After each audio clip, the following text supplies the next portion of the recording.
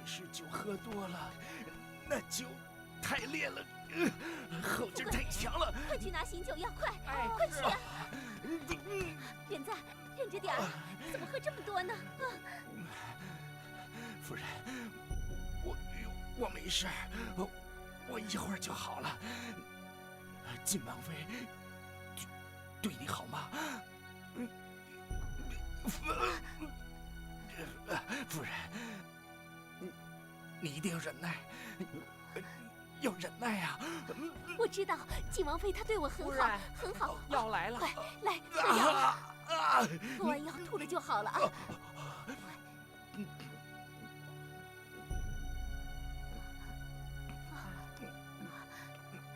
怎么样？待会儿吐了就好了啊！快！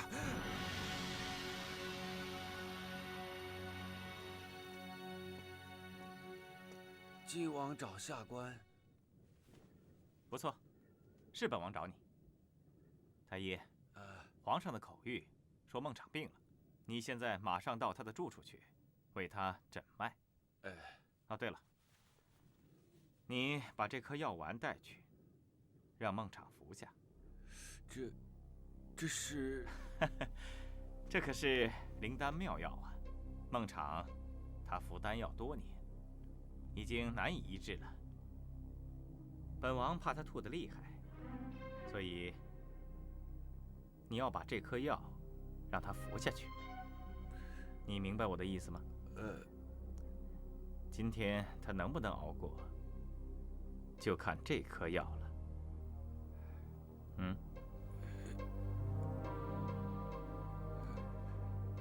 是。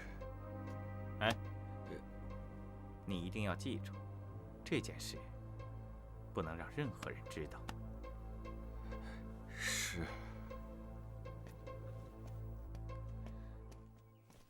燕娘叩见皇上。起来吧。谢皇上。孟昶和花蕊夫人来到汴京的事，你知道了吧？是。那就好。为了花蕊夫人好，朕要你带花蕊夫人到永乐宫去住几天。是。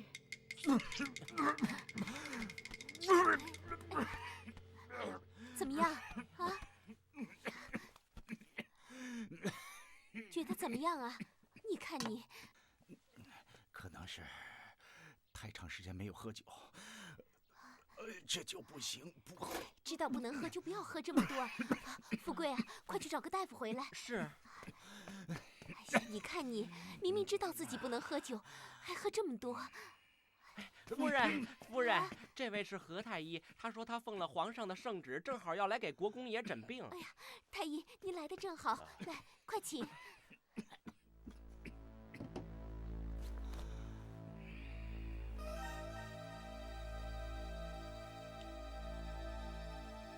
秦国公过去常服养生的药吗？哦，有，都是蜀公太医们开的药。怎么了？不过是酒药相克罢了。哦，那怎么办啊？下官这里有一颗药丸，给秦国公服下，睡一觉就好了。哦，来，怎么样啊？现在觉得怎么样？好一点了，夫人。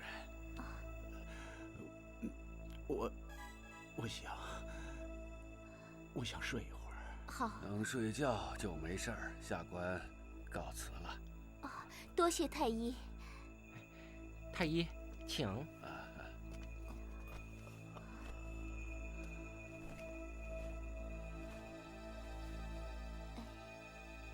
奇怪，皇上怎么知道人赞不舒服？夫人，燕娘来看您了。谁？在蜀国时，您替她赎身的一个舞妓。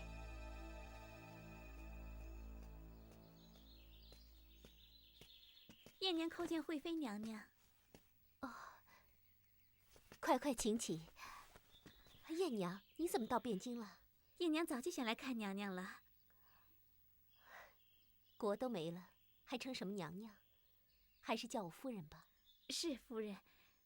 燕娘这次来，不只是单纯来看您的，是皇上要我来的。他担心您，他要您暂时移住他处。皇上？他担心我？我只是个降妃，他为什么要担心我？夫人，我带您去一个地方，您就会知道了。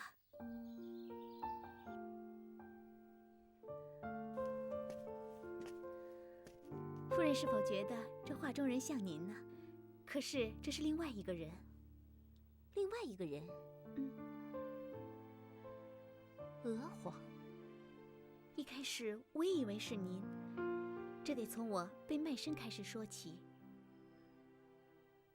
皇上把我从妓院救出来之后，时间已经晚了，他找不到大夫，为了治我的伤，他把我带到小房间招太医。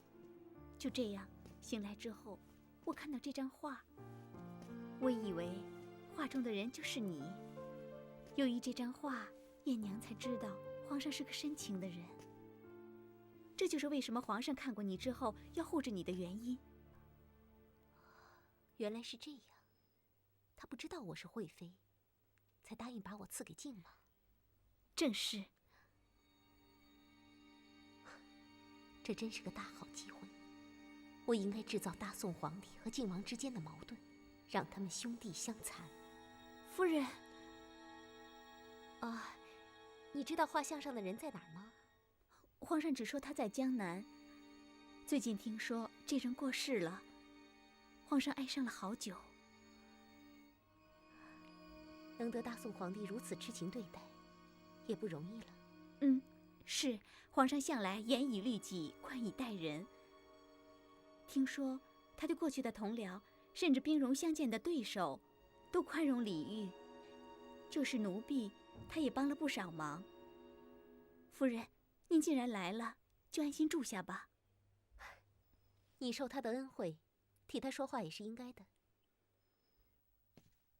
富贵，国公还没醒吗？哎呦，我在这儿站了2个时辰了，国公连动都没动过。哎呦，国公，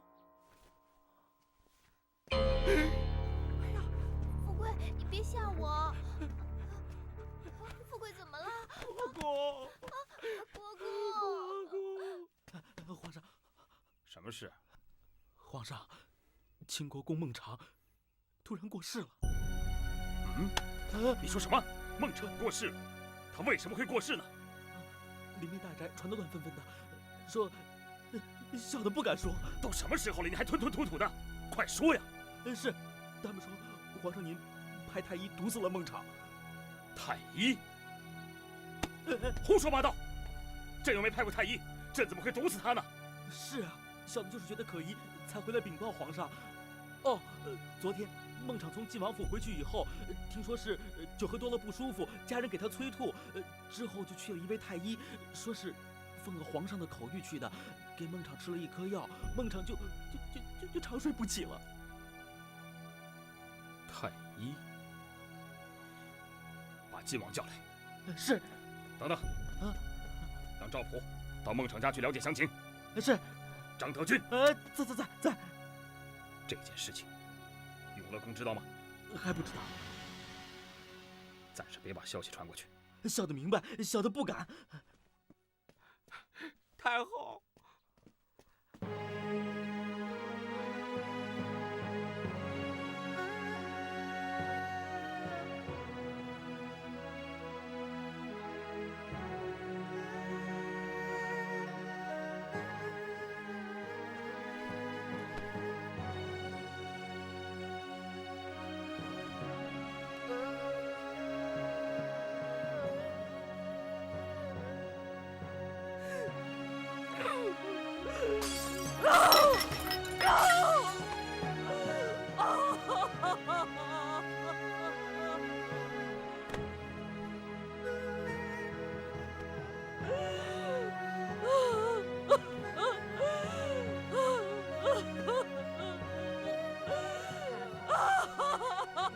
节哀呀！太后，孟氏一族还有数百口人呢，您要为孟氏族人保重啊！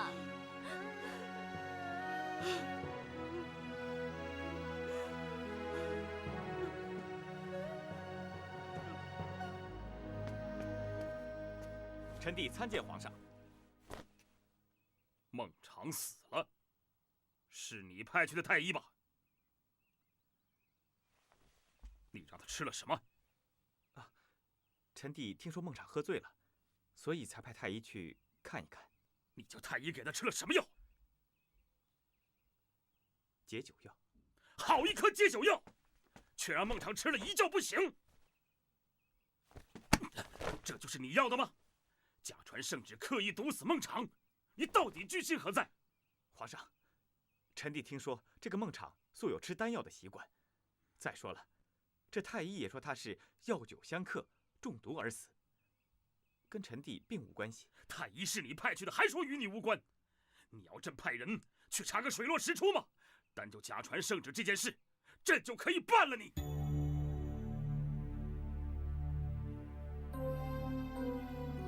皇上，您先别激动好吗？臣弟只是在路上碰到太医，所以才请他去关心一下。这能算是假传圣旨吗？再说了，蜀中到现在还乱成一团，这孟昶的死也算是应该，正好可以断了蜀地那些百姓的妄想，这不是一举两得之事吗？皇上，您为什么非要深究一个降军之死，来伤害我们兄弟君臣之间的感情呢？你要朕相信，不是你下的毒吗？臣弟错了。可孟昶不死，花蕊夫人怎么能留下来呢？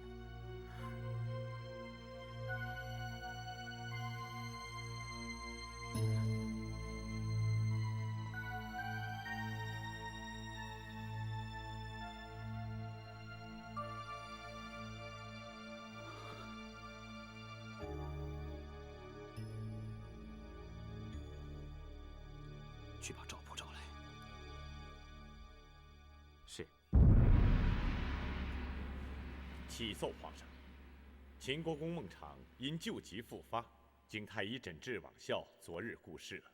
他留有遗表：臣闻大寿有限，万化无穷，历观古今以忧同，在昔咸鱼而不免，不为偶迎急诊，拒绝臣威，乃蒙陛下诊瑞念以殊荣，降国医而见治，渐渐弥留，将别圣朝。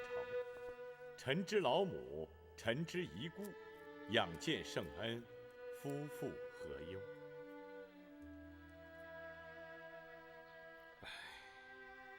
秦国公远道来归，还没有享受到几日太平日子，就与世长辞，真是令人慨叹惋惜啊！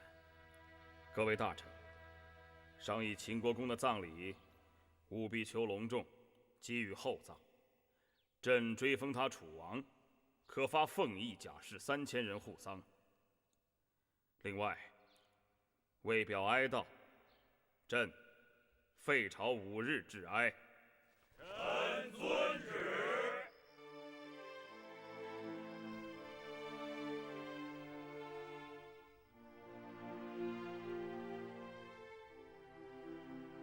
到底该如何向花蕊夫人报这个消息呢？来汴京不到1个月，人就死了，人家会怎么想啊？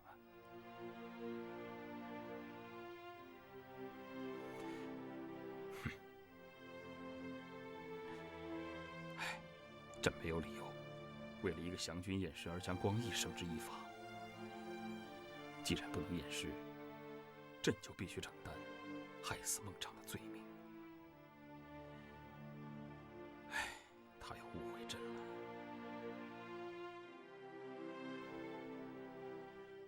张德军在。明天到永乐宫报丧去吧。是。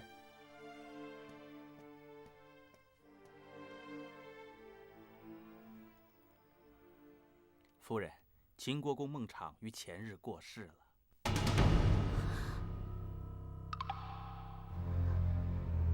秦国公走得平静，请夫人节哀。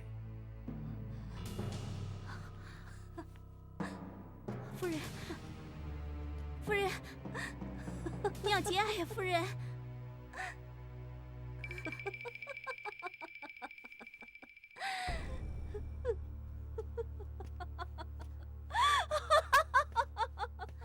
参见皇上。参见皇上。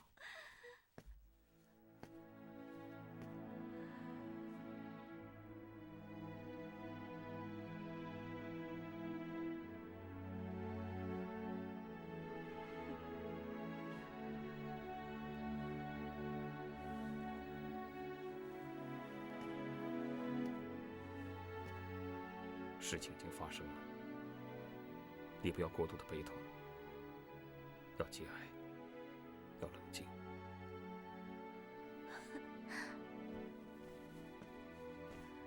朕希望你先去安慰孟氏国母。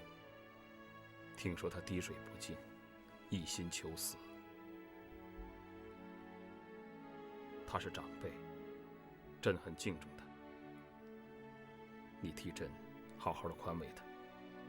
请务必转告他，孟氏一族300多口，还得活下去。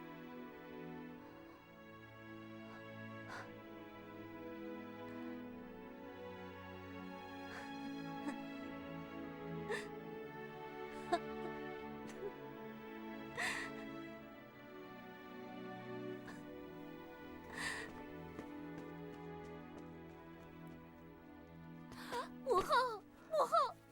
母后，母后，我留下最后一口气，就在等你。不，母后，你们不可以就这样丢下我，我也不要苟活于世。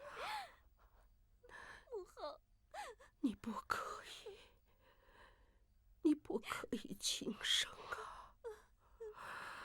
孟氏一族。就靠你了，记住，孟氏一族就靠你了。不，母后，这个担子我肩负不起，我肩负不起啊，母后。这是母后的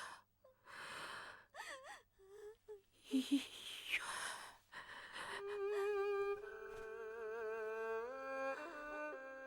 母后，母后，母后，太后，太后，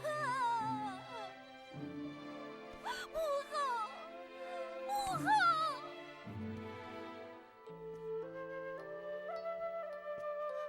夫人，您可得坚强啊！孟氏一族可都全靠您了。夫人呢？这就是亡国之君的下场。早知如此，我们又何苦要来此呢？何苦要来此？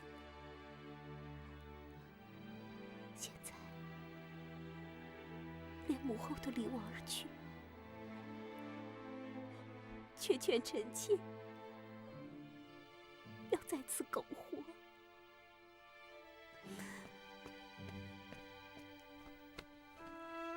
皇上，川蜀孟氏国母过世了。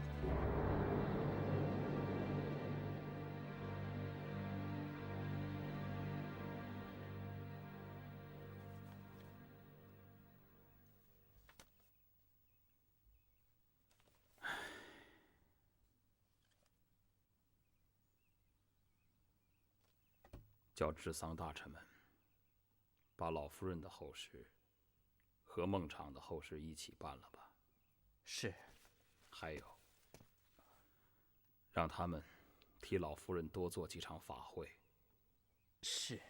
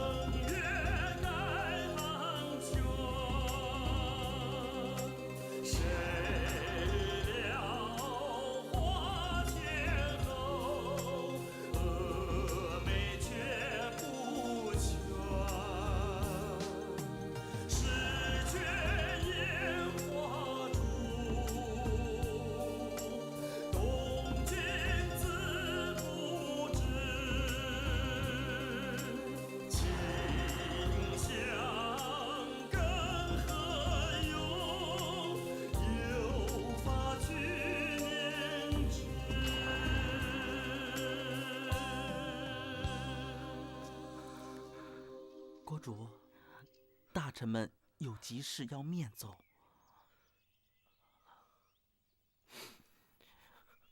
国主，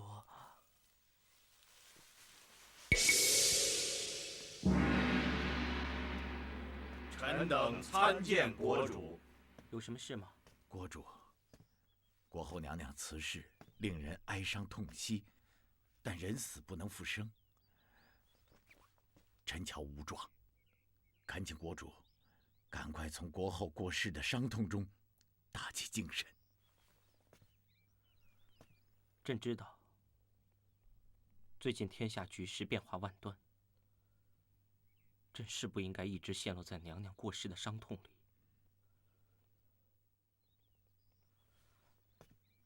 朕听说大宋亡了孟蜀，孟昶被押到汴京，全师兄号召蜀人起来反抗。国主，北方有最新消息传来，孟昶母子到汴京不到1个月，2个人都死了。都死了？怎么死的？孟昶的死，众说纷纭。不过他母亲是殉子而死啊。国破人亡，好不悲惨。湘军到了异乡，生死岂能自主？孟昶事先就应该想到这一点。国主，臣认为孟昶的败亡，他自己要负很大的责任。他不勤政事，不是战备，相信小人，只依恃着天险，国家岂能不亡？他是自取其咎啊！我们要谨记这个教训，大家来商议一下，要怎么加强防卫。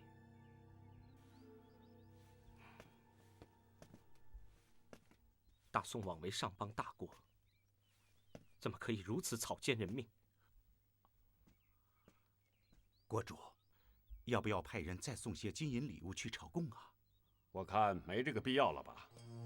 国主，大宋灭蜀的消息传来时，我们就已经送过1万两金器，还有无数的锦旗绢匹了。徐大人，加强防卫并不是逢迎拍马。韩大人，送礼朝贡做的是人情往来，它也是防卫的一环。一年数节，加上帝王婚丧喜庆，任何名目我们都把钱一批批往汴梁送。哼！就算国家不亡，我们的国库也会被掏空的。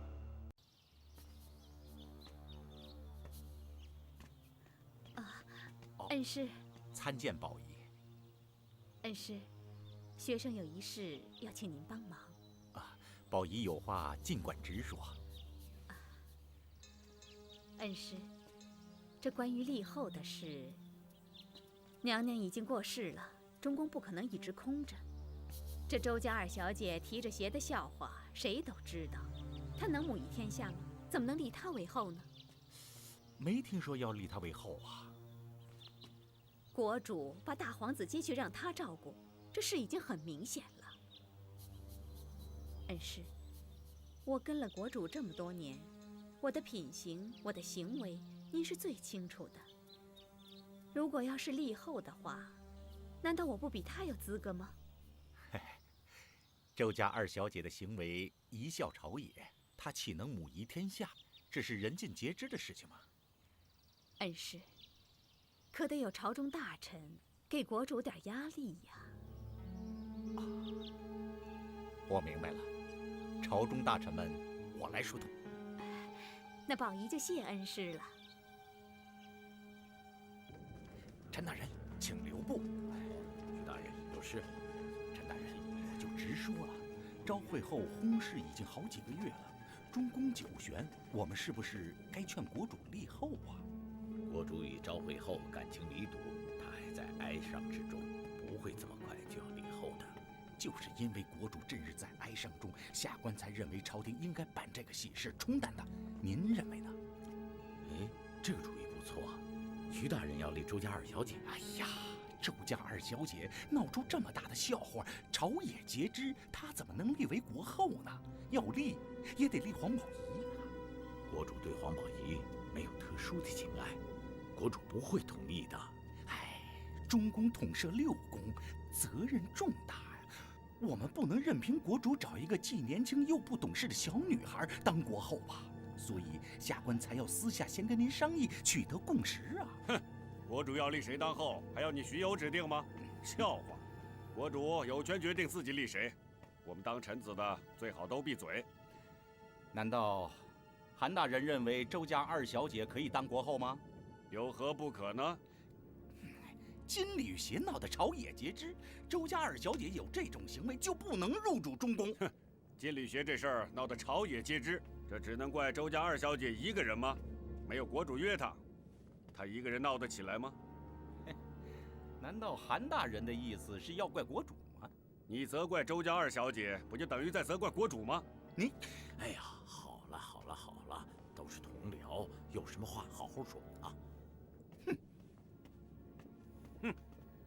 圣尊后不是臣妾心眼小，看不得国主要立佳敏小姐为后。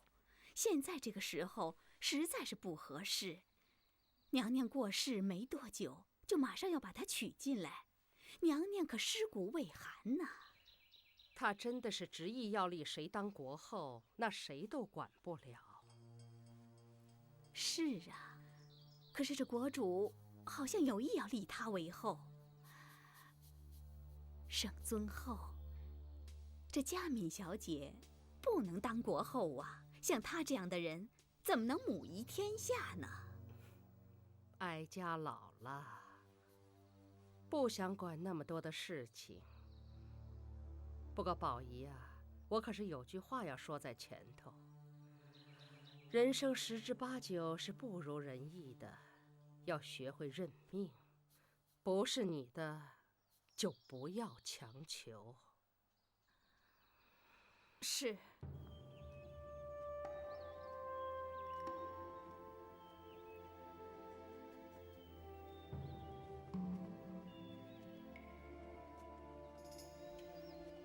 国主，来到红罗亭，自然而然就想起了过去的事。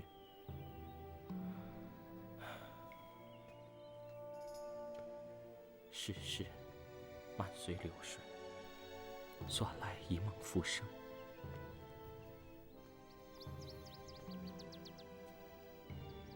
国主，这是我抄的心经和金刚经，我要把功德回向给姐姐和你。我相信，姐姐在天之灵也不希望看到你这么痛苦。答应我，不要再不开心了。谢谢你，佳敏。朕也替娥皇谢谢你。我只不过是在赎罪。姐姐已经谅解你了，你不要再这么说。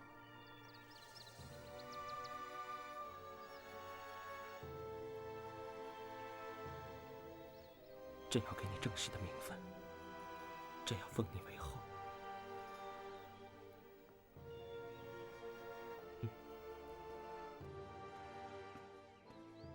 臣韩熙载参见国主。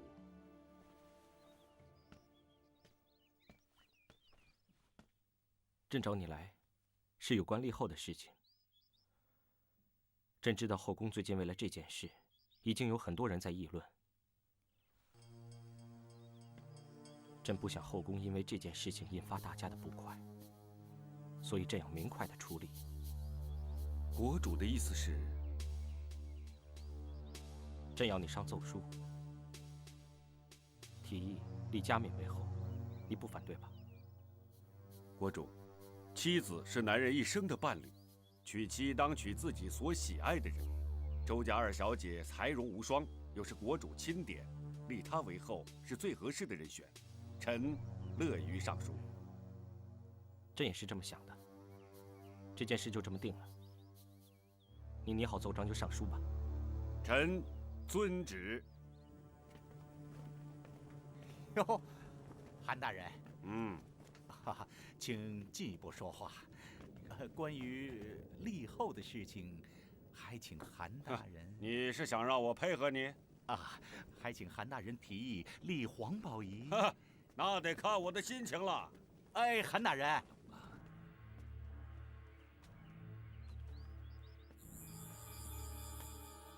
国主，娘娘中道崩殂，渤海同悲，但是其家以治国为先，我朝国事调堂，中宫犹不以久悬。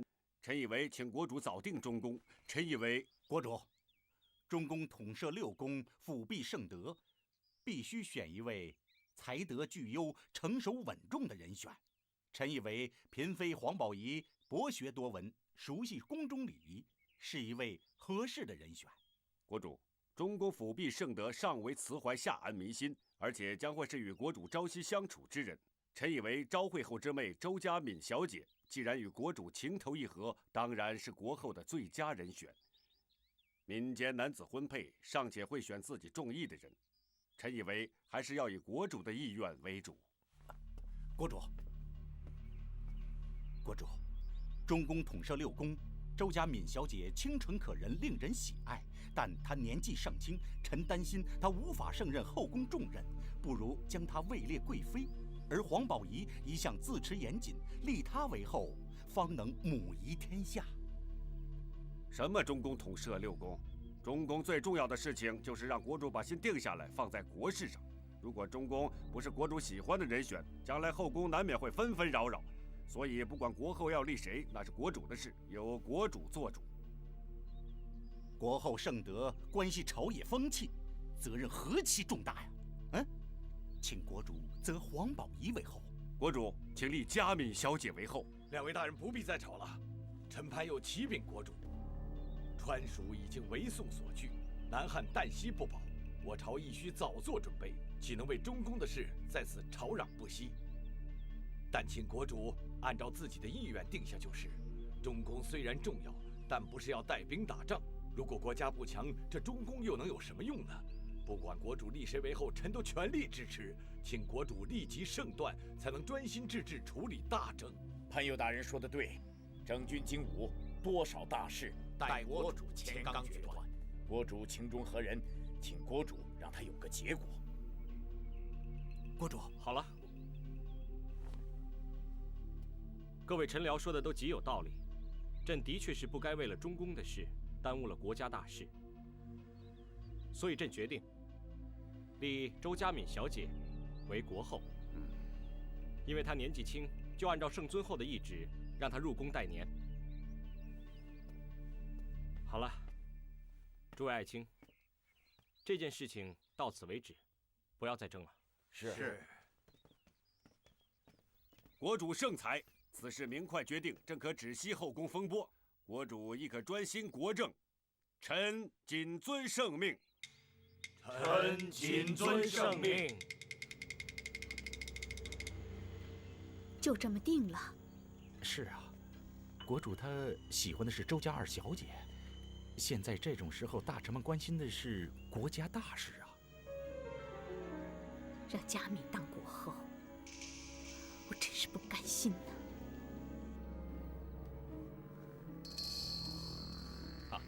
皇上，这次李煜又送来30万钱，500匹绫罗绸缎，尤其是这件御衣，手工精细，华丽无比啊。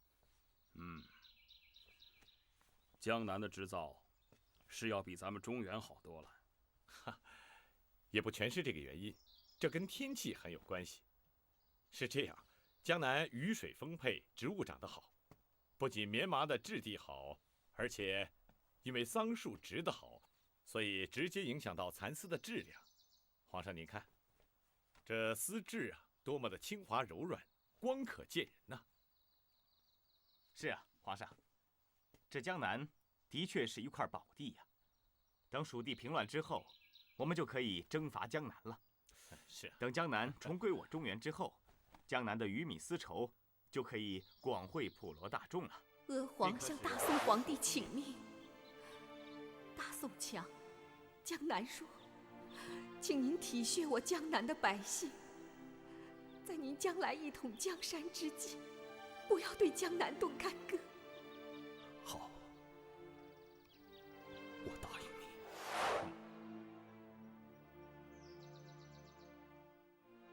江南最近可有消息？据探子说，唐国最近为了立后的事儿，朝臣分成2派，闹得有些不愉快。李后，是。难道这李煜已经等不及要立昭惠后的小妹为后了吗？是。李煜对不起娥皇，朕绝不能让他那么顺心如意的立后。朕得替娥皇出一口气。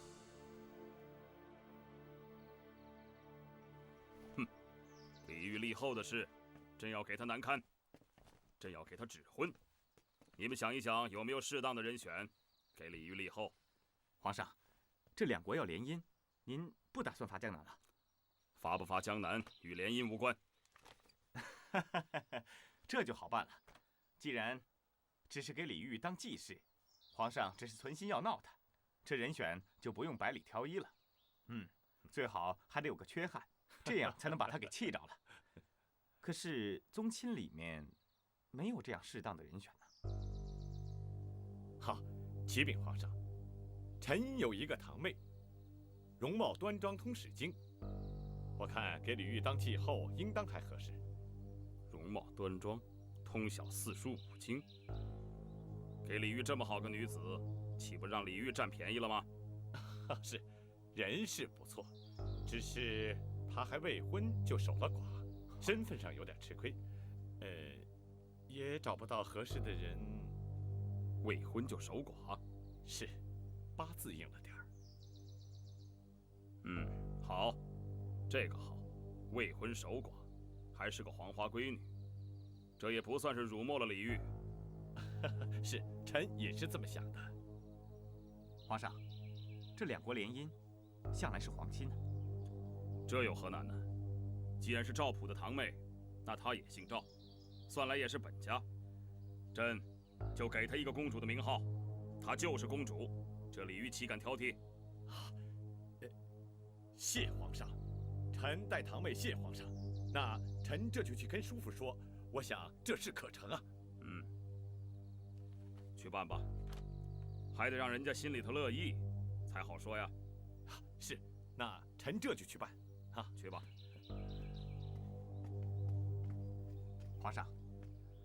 皇上要替周娥皇出一口气。他地下有知，不知要多感谢您呢。皇上对他的深情真是不言而喻啊。朕这一生最痛恨的，就是心口不一之人。李煜他口口声声地说爱娥皇，做的却是令娥皇伤心的事情。朕就是要给他一个教训。好，光义李煜送来的这些绫罗绸缎，你都拿回去吧。多出来的就分给朝中的诸位大臣吧。谢皇上。皇上，臣弟想分出一部分，给花蕊夫人送去。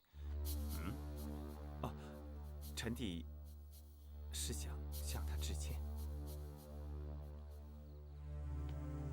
光义这就对了。孟昶的事，如今已经过去了。这当中的是非，朕也不愿再提。你与花蕊夫人之间的恩恩怨怨，也该及早化解。去吧，想要表示歉意，自己把这份礼送去。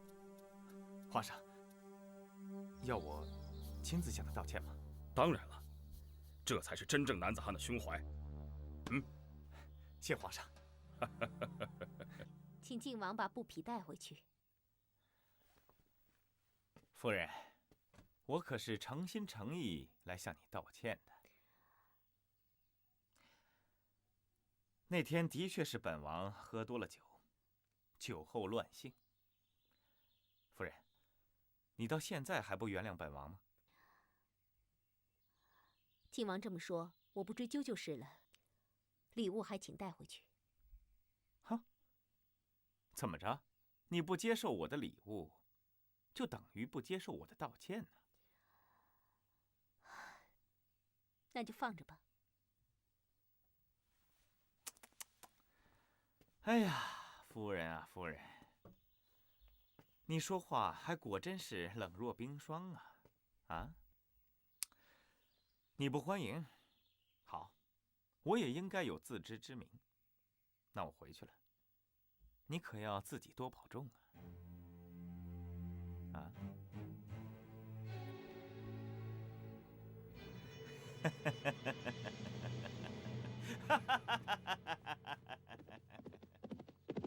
这。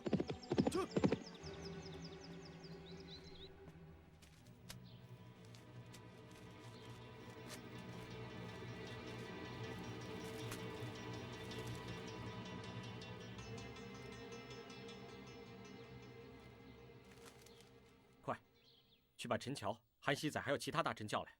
是。等等，把知知告潘右也一起找来。遵旨。这是我朝探子在汴梁看到的消息。密报说，上邦皇帝正在寻觅人选，要遴选特使来金陵赐婚。朕才刚决定中宫人选，他们就要联姻，朕是岂有此理！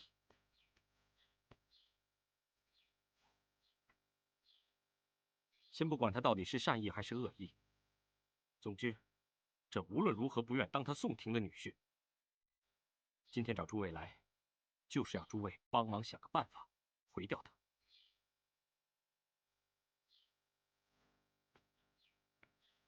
国主，请容臣进一言。如果结这门亲事可以给国家带来太平，为何要毁掉它？自古政治联姻不胜枚举，国主，为了一朝之命脉，为全国百姓之福祉，臣请国主重新考虑。这有什么好考虑的？国主做了北朝的女婿，从此国不像国，君不像君，成何体统？那和石敬瑭的儿皇帝有什么不同呢？哎呀，人家主动提出联姻，这是千载难逢、求之不得的好事，是久安的善策。如果换作是南汉或者吴越，你看他们答应不答应？哎，这是跟大宋修好的良机呀！修好无非是讨好，久安不过是苟安。如果讨得了好，能够苟安一时，那还说得过去。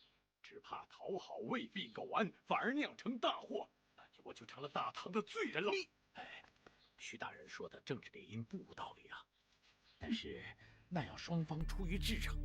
如果宋廷只是拿联姻做幌子，而目的是逼国主到汴梁迎娶，把国主扣在了汴梁，那该如何？哎呀，宋皇帝再霸道，也不会当场扣住新郎，或者对国主不利。可是我们不答应，就是我们的不对。好了，不用再说了。赵匡胤的用意，朕十分清楚。他根本就是存心要整朕。如果朕连立谁为后都做不了主，那朕这个国主不做也罢。逞口舌之力，国主的脾气你们还摸不清楚吗？真弄僵了，对国家有好处吗？国主，当务之急是请国主下一道，请立佳敏小姐为后的奏书，由下官带着亲自跑一趟汴京。幸好上邦皇帝赐婚的旨意还未下达，只要下官尽早离开金陵，整件事情还有转圜之处。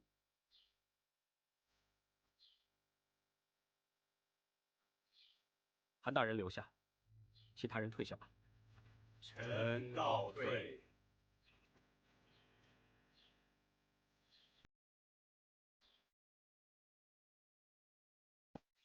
韩大人，你带着奏书，再带一笔丰厚的贡物去汴京。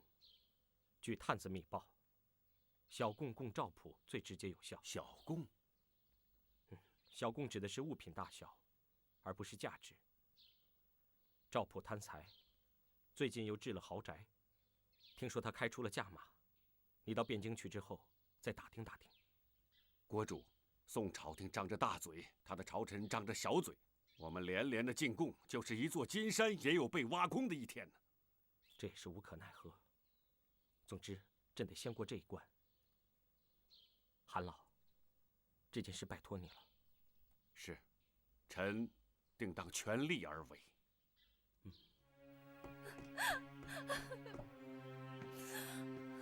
我从来也不是要争侯位，只是觉得我们的情为什么走得这么艰辛？难道这是上天对我的惩罚，我的报应？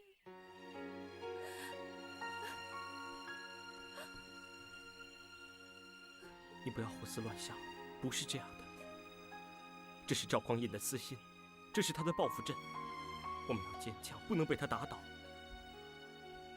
朕已经派韩熙载备办礼物到汴京去打点了，请他们的朝臣上书赵匡胤。朕一定会努力到最后。到最后，人家还是要你娶别人，怎么办？即使到最后，被迫与赵匡胤指定的人成婚，朕的情也不会落到宋廷派来的人身上，这点你是很清楚的。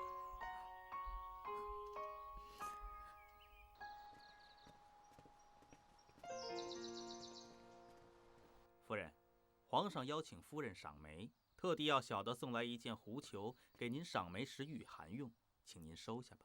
小玉，帮我收下。是夫人，多谢公公。夫人，皇上马上就到梅园了，请夫人赶紧准备，一会儿轿子来接您。走吧，咱们也回去伺候皇上。公公慢走。夫人，皇上对您真好，要与您赏梅，还想到送狐裘。哼，对我好，这两兄弟倒挺懂得讨女人欢心。你别忘了，先皇和太后都是怎么死的。夫人，奴婢不敢忘，但求夫人以后不要再说这样的话了。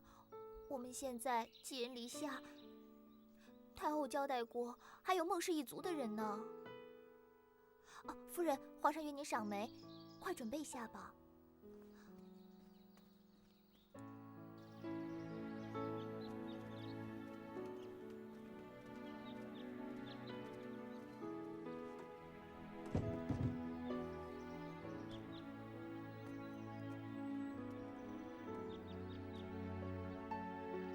皇上，臣妾带孝之身，是不祥之人，不宜与皇上赏梅，请皇上见谅。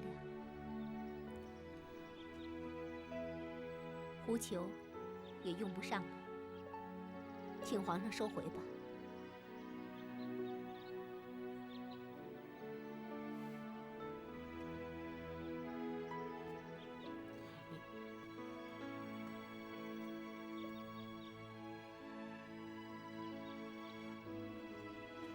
从来就没见过像你这么大胆的女人，不知好歹，你自寻死路也怪不得别人。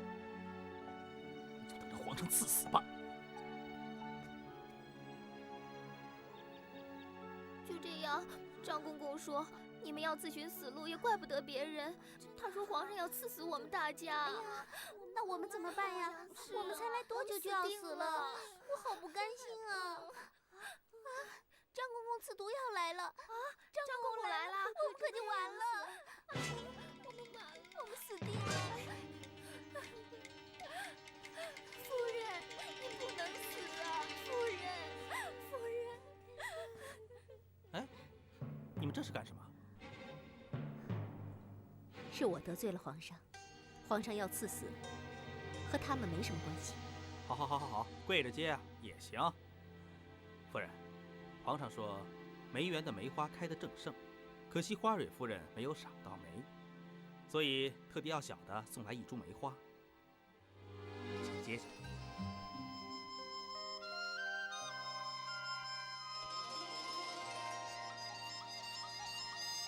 他们哎呦，哭的是稀里哗啦的，以为皇上啊要赐他们死呢。等看到那株梅花，哎呀，那惊讶的表情啊，笑的都学不出来了。皇上实在是太好笑了。好，张德军在摆驾，朕要去赵普家。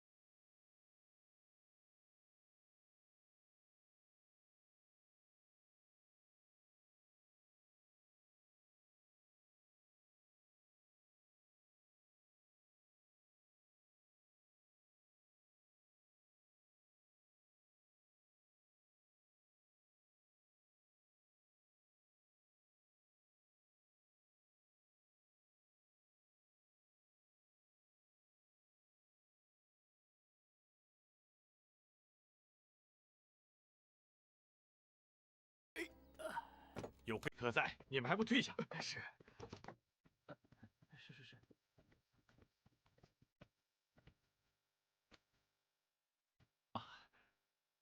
皇上，您来尝尝这个茶，这是黄山云雾茶。臣听说呀，此茶是在黄山的云雾深处长着，喝了它是精神倍爽啊。黄山云雾茶。赵普啊，有人拍你马屁呀、你的日子过得不错啊，比朕在宫里还舒服。哎，没有，常言说啊，大福无私交，这是臣花银子托人在外边买的。好了，是买是送都没关系，你享受也是应该的嘛。朕今天心情愉快，出来走一走，顺便想问问你要把你堂妹撮合给李煜的事进行的怎么样了？臣已经跟叔父说了堂妹的婚事了，叔父深感高兴啊，特意让臣向皇上表达深深的谢意啊。你堂妹本人的意思？臣没有见到堂妹本人。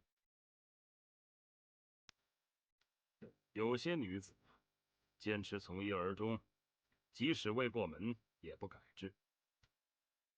你得问个清楚，不要强人所难呐。是。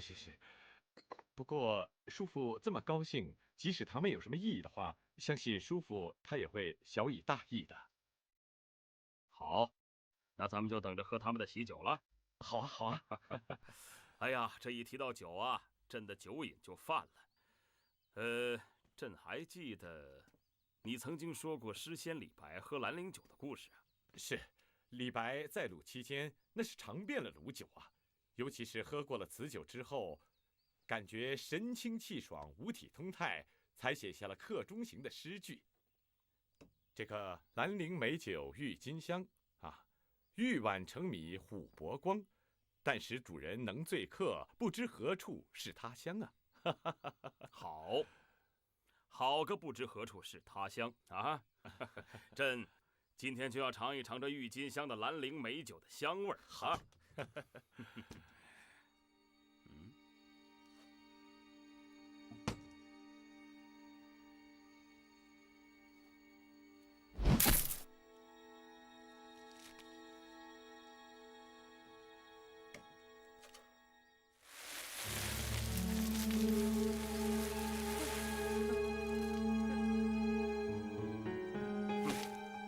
皇上，臣不知道啊。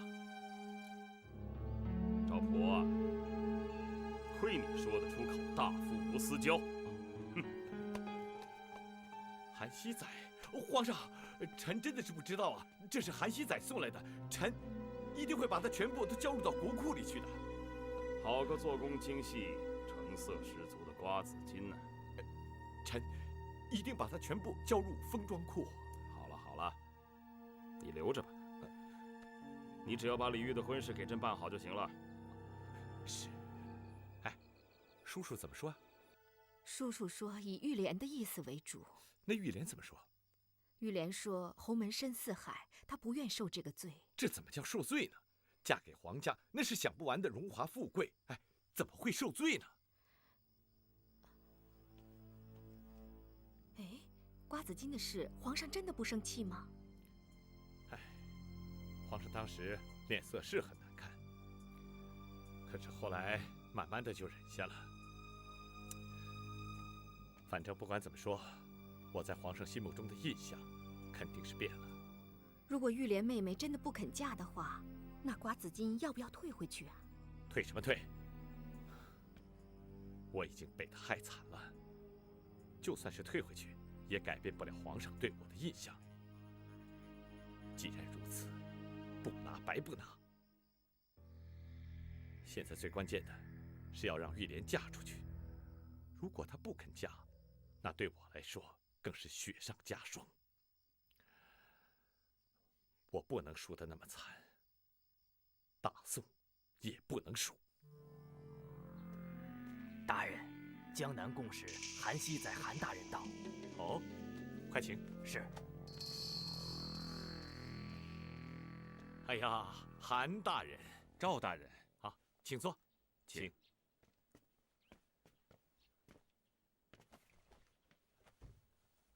赵大人，敝国国主在大殿之上照立周氏为后，虽然未有仪式，但已许下入宫待年之语。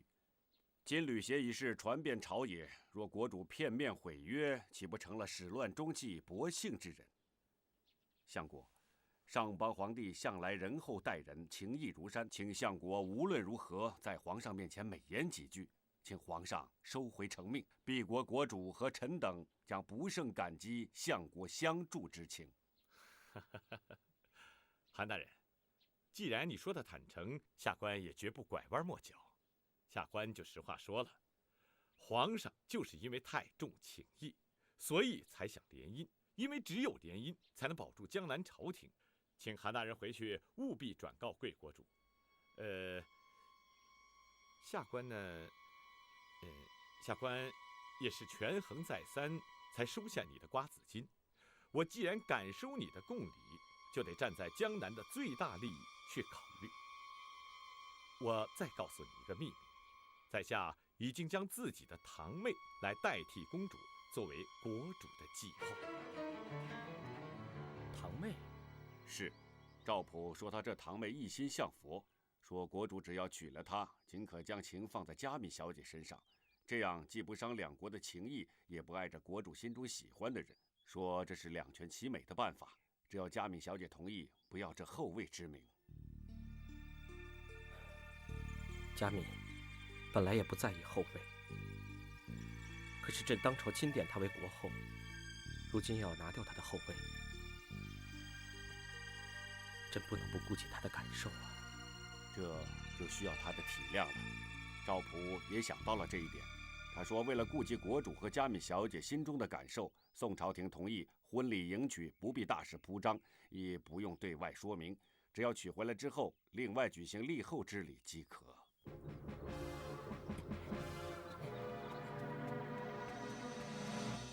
国主，国主，国主，启禀国主，不得了了！碧珠派人来说，佳敏小姐这会儿正在青山寺求着小长老说要出家，要小长老给她落发剃度。备轿，快！是。参见国主。佳敏和小长老还在里面。是。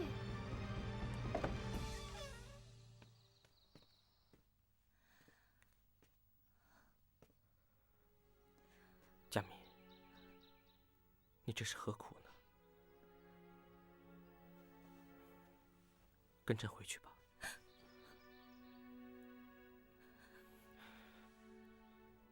你要朕怎么说？大宋皇帝，他是故意整朕，他是上邦，朕不能不接受。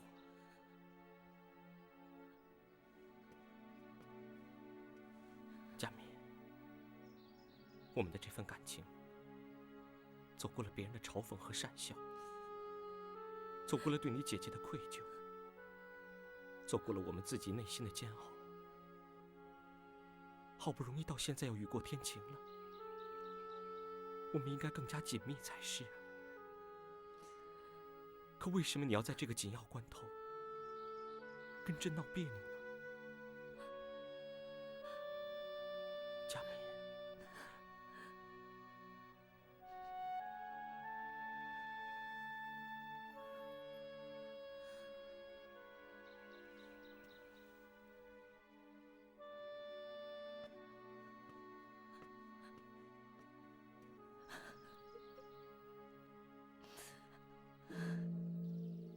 小长老，让佳敏小姐在寺里住一段时间吧。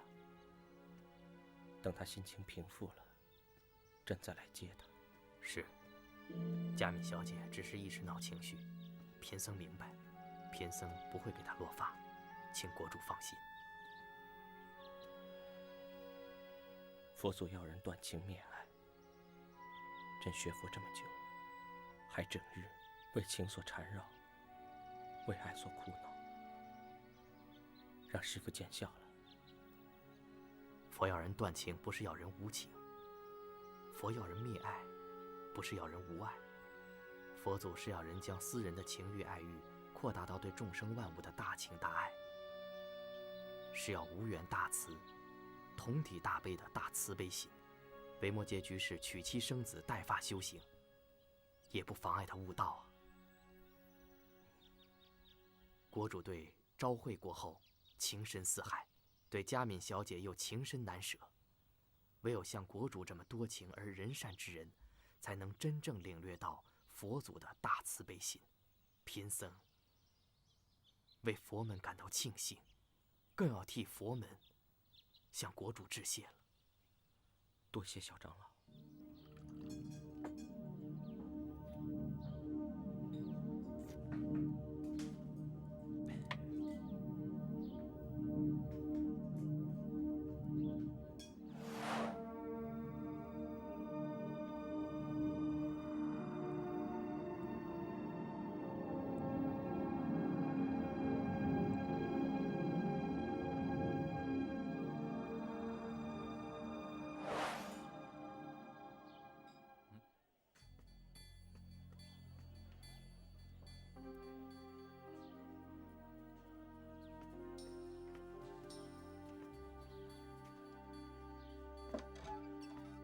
哎呦，可想死我了！你着什么急呀你？能不着急吗？来，呀，哎呀，你怎么这么久都没来了？哎呀，我忙啊，我这一有空不就来了吗？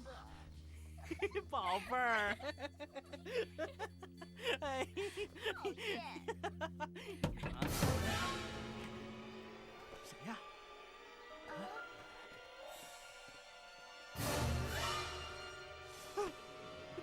继王，小的知错了，小的不该在外面包粉头，小的色心未死啊！继王，你放过小的吧，小的一定知恩图报，效犬马之劳。你好大的胆子！不仅在外面包粉头，你还欺君罔上。继王，张德军。啊，继王。哎，你叫张德军吗？啊？本王已经查出来了，你姓王。是，小的本姓王，本名叫王继恩。哼，你叫王继恩，那为什么要改名换姓，藏在皇上身边？啊？你究竟是何意图？你要是不老实说的话，本王立刻五马分尸撕了你！啊！继王饶命啊！晋王饶命啊！小的哪敢有什么意图？小的只是在兵荒马乱的年代，顶替别人的名字，当了太监混口饭吃。继王，小的真的没安什么坏心啊，只是偶尔出来找个女人说说话。你要是敢说一句谎话，你信不信本王割了你舌头？继王，小的就算有天大的胆子，也不敢骗您呐。好了好了，瞧你哭成这个样子，算了吧，本王就姑且相信你一次吧。真的，小的没骗您，您可以相信小的。是吗？是，小的可以发誓。好了，起来吧。继王，哼，其实自己爱的女人想拥有她，这也是人之常情嘛。啊，本王可以继续让你拥有这个女人，而且本王还会好人做到底，在皇上面前恢复你本家的性命。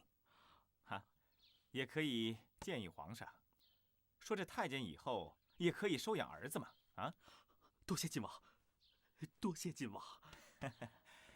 不过有一点你要记住了，就是你我二人以后要共同合作。